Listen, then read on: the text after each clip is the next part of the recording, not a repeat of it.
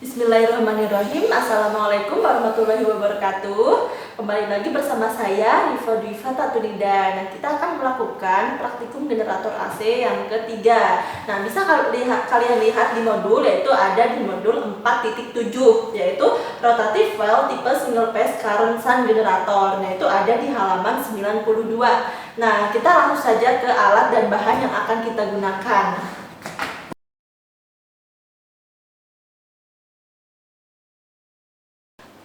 Untuk komponen-komponennya yang akan kita gunakan, yang pertama itu ada DC power supply. Nah, di sini berfungsi untuk membangkitkan arus DC. Nah, yang kedua di sini ada DC ammeter. Nah, di sini berfungsi untuk mengukur arus yang keluar dari si power supply itu. Nah, yang ketiga itu ada valve rheostat. Nah, di sini itu fungsinya seperti potensiometer ya, dari tahanan 0 sampai 100 ohm ya kan. Nah, di sini itu untuk mengatur besarnya arus. Nah, nanti dia tuh akan mengalir ke generator tersebut. Nah, di situ nanti medan magnet yang keluar itu akan menjadi lebih besar ketika arusnya itu naik seperti itu. Nah, terus yang keempat itu ada AC atau DC Machine Load Unit, dan di sini untuk berkedudukan sebagai beban, yaitu berupa bohlam 6,3 volt dan 12 volt ya. Nah, terus yang kelima itu ada AC volt atau ammeter. Di sini kita menggunakan AC volt untuk mengukur besarnya tegangan keluaran dari si beban ini atau bohlam ya. Terus selanjutnya ada auto driving unit. Nah, di sini kita bisa melihat besarnya RPM yang diputar oleh si rotator ini. Nah, nanti bisa kita kontrol juga di speed control unit ini. Nah, terus bisa kita posisikan juga entah ke CW atau CCW. Nah, di sini kedudukan auto driving unit itu sebagai prime mover dari si generator. Nah, untuk yang terakhir di sini ada AC atau DC Machine Field Frame. Nah, di sini adalah sebagai generatornya untuk membangkitkan si listrik tersebut.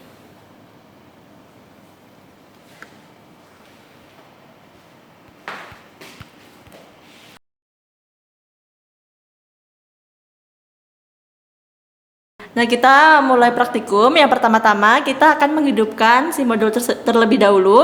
Nah, kita menghidupkan AC/DC power supply. Di sini udah keluar tegangan, berarti ini masih bekerja dengan baik ya. Nah, setelah itu kita akan menghidupkan si auto driving unit. Nah, ini ada di bawah. Kita posisikan switch ke on ya.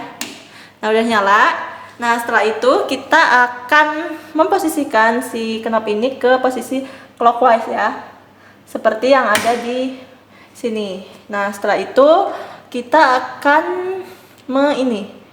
turunkan si RPM ini biar dia bisa mulai. Nah, kita mulai karena di modul yang electric machine trainer ini harus berada di posisi 1500 RPM.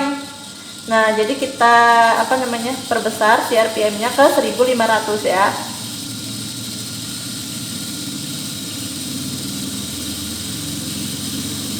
Nah, ini udah kelebihan.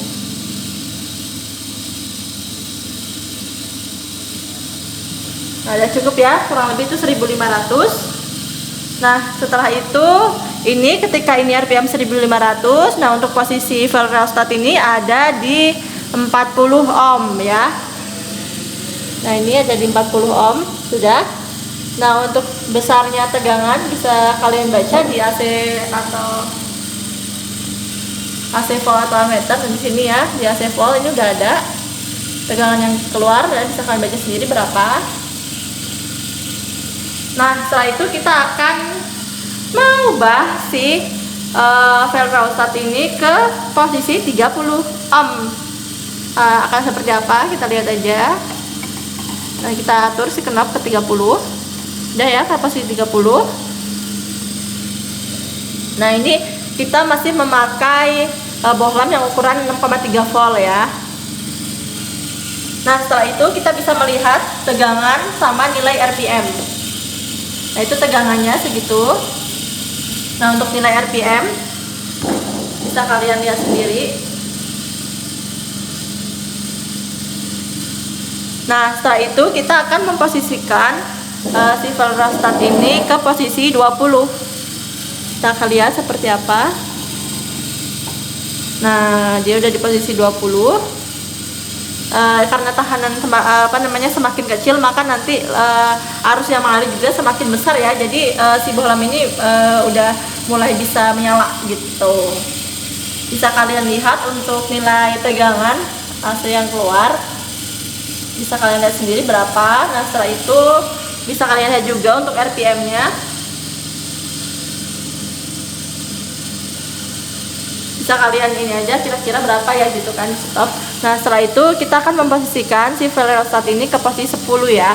Nah, ini udah posisi maksimum 10 karena nanti kalau kita keposisikan ke 0 takutnya nanti ini meletus gitu ya. Nah, ini untuk valve rheostat di posisi 10. Nah, ini si bohlam udah mulai menyala dengan terang ya, karena dia hambatannya semakin kecil. Jadi harusnya mengalir semakin banyak besar gitu. Nah, ini untuk nilai tegangannya. Nah, untuk RPM-nya bisa kalian lihat juga. Nah, di sini untuk RPM dia kayaknya mungkin sudah berkurang ya. Kan tadi kan 1500, nah sekarang udah 1400. Bisa kalian analisis sendiri kenapa RPM-nya tuh bisa melambat gitu. Nah, ini udah untuk yang lampu 6,3 volt udah. Sekarang kita akan lanjut ke yang lampu 12 volt. Seperti itu.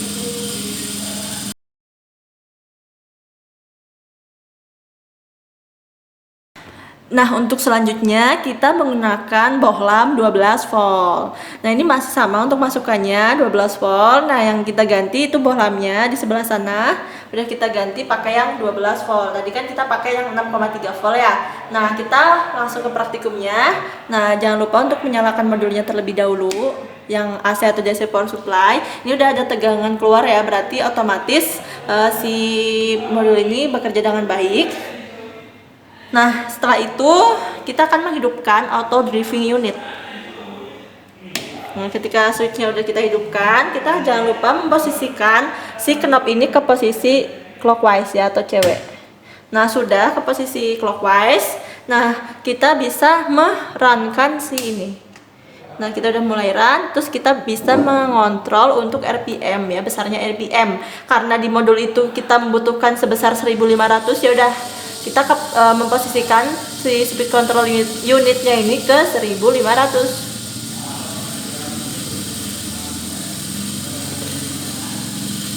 Nah, kita lihat dulu ke posisi 1500. Bentar, kita naikin lagi sedikit. Nah, ini udah di posisi 1500. Nah, ini maaf ya kabelnya ngalangin. Nah, udah.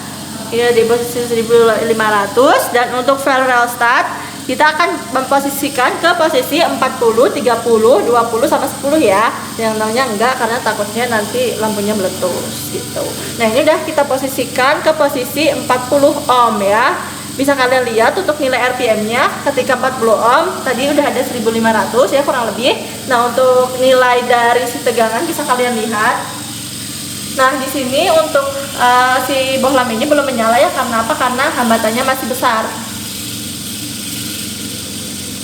Nah, itu untuk nilai tegangan keluaran AC-nya. Nah, setelah itu kita akan memposisikan si valve rheostat ini ke posisi 30 ohm. Ini ya, kita posisikan ke 30.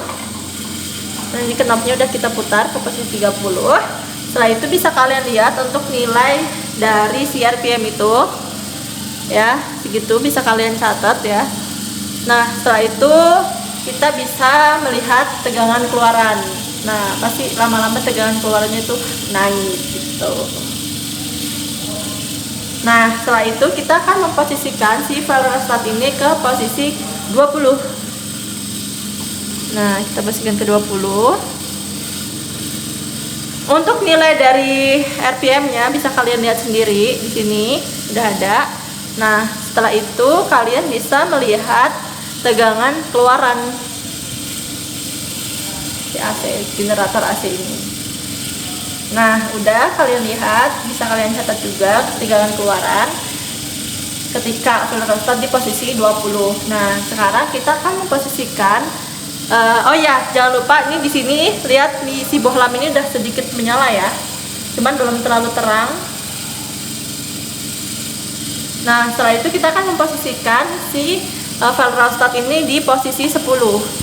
Nah, bisa kalian lihat ini udah menyala lebih terang ya daripada yang tadi. Terus bisa kalian lihat juga untuk tegangan keluaran AC-nya. Nah, sebesar itu bisa kalian catat ya, dan kalian lihat sendiri berapa besarannya.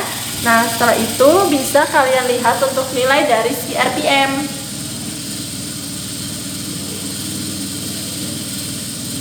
Nah, untuk percobaan yang generator start cukup sampai di sini. Jangan lupa ketika kita akan mematikan si modul ini, kita harus memposisikan si rheostat ke posisi semula ya.